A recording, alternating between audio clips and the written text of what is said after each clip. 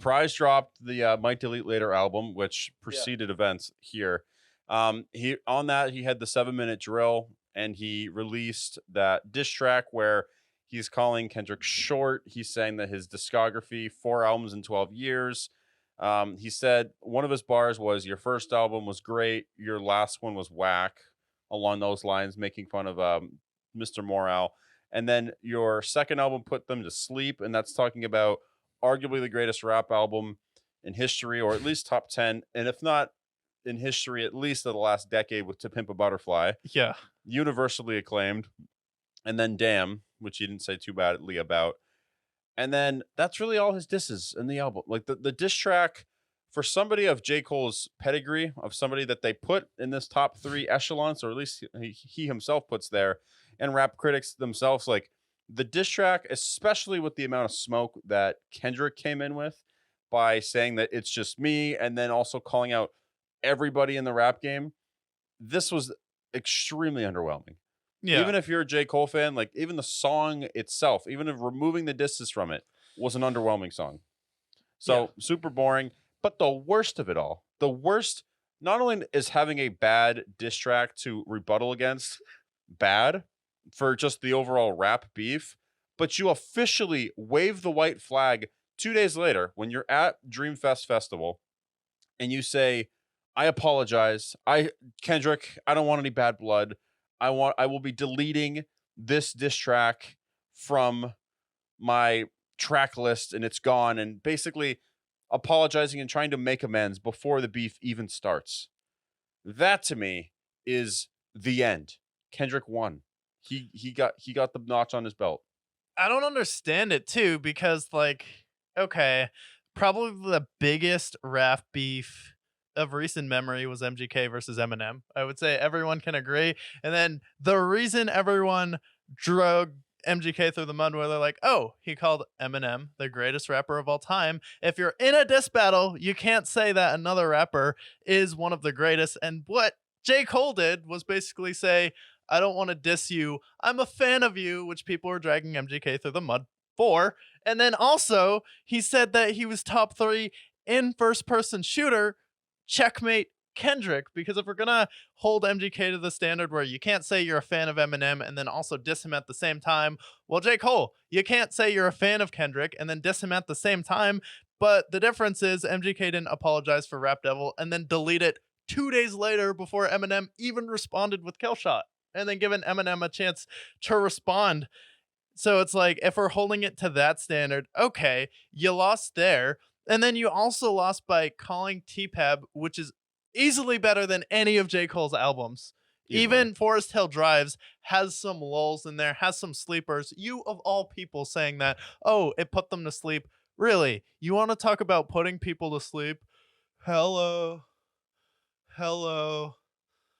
Hello. Like, really? You want to talk about putting people to sleep on an album? 4 tracks into KOD. Snooze. Sideline story. We got a good thing. Yeah. No, if I'ma see you again, I want to see you work out. Like, it's not a bad song, and I like J. Cole as an artist, but you of all people saying that I'm gonna put someone to sleep against a experimental jazz album put together with one of the greatest producers of all time, Thundercat? Really? Like, when it comes to experimental hip hop albums, Kendrick is one of the best at it. And then J. Cole is great in his lane. He's definitely one of the top 5, if not top 3 lappers. I don't know. I'd still put Lil Wayne above him.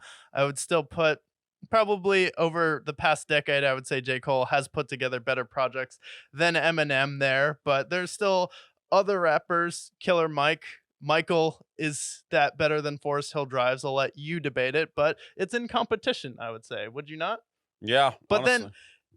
then you don't apologize for a diss track. This is what we said last week when we talked about this beef, was this is hip hop. It's part of the game, and it's part of the sport that you're playing, and part of the sport of hip hop has always been diss tracks. Tupac and Biggie Small are rolling in their proverbial graves at this. This is not part of, this is part of the sport and Well, part of the Tupac's game. still alive, so we're good there. But the worst part, imagine like we talked about the Jake Paul and Mike Tyson fight. Yeah. Imagine Jake Paul goes up to Mike Tyson, punches him in the face, and then before Mike Tyson can even punch back, he apologizes and the fight's over.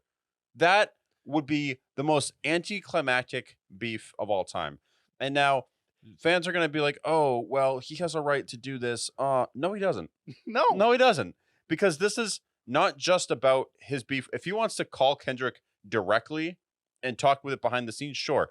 But this is a rap beef. This is where everyone's going to be here. And honestly, with something like this, this has to be a blemish on J. Cole's resume. Yeah. Where you start this beef and you don't even give him time to respond back before making amends. Like, and I understand that this beef is more aimed at Drake, and Drake allegedly will respond at the end of this week. Allegedly, that's what Reddit's saying. So That's the take funny with it. part, though, because it's so directed at Drake, and then J. Cole is so in his feelings about it.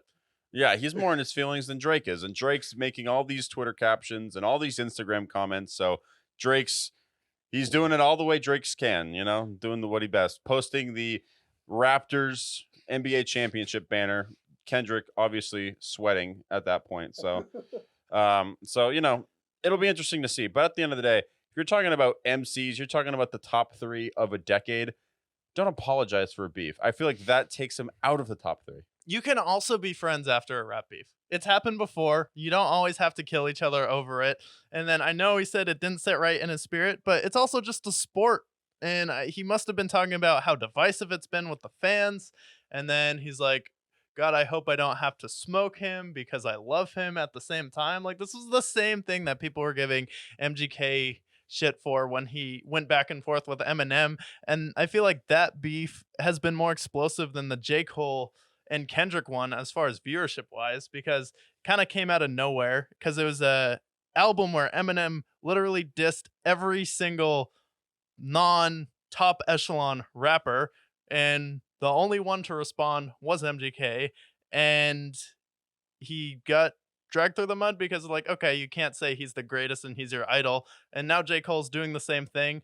And not only that, apologizing for it when it's clearly directed at Drake. If you weren't on first person shooter and Drake just said this, you could have avoided the whole thing and then kind of ridden your bike to the studio, been in your own lane. But like, Kendrick is clearly talking about Drake because Drake does numbers. Drake is good at what he does in his lane, but as a MC, no, it's not even close. And he's like, Yeah. I don't want to be in a big 3 with Drake being named next to me. And I think that was the biggest point that Kendrick was trying to make. And then he's like, you and Drake, like, neither of you have ever released a better album than me, ever. Yeah. And the whole argument that people are like, oh, well, Kendrick doesn't release music. Yeah, because he actually takes time writing it, thinking out a concept, because every single album he releases is different and innovative. Yeah. Crazy how that works when you take your time.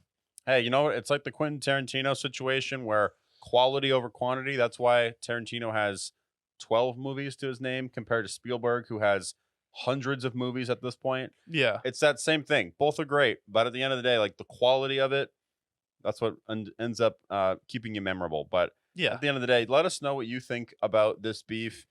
Was J. Cole wrong to apologize for it before the beef even began? I'd love to hear rebuttals in the comments so we can make fun of you. Yeah. But other than that, anything Yeah. else? Yeah. Does this, and then the last question would be, does this disqualify any GOAT conversation for J. Cole? I say yes.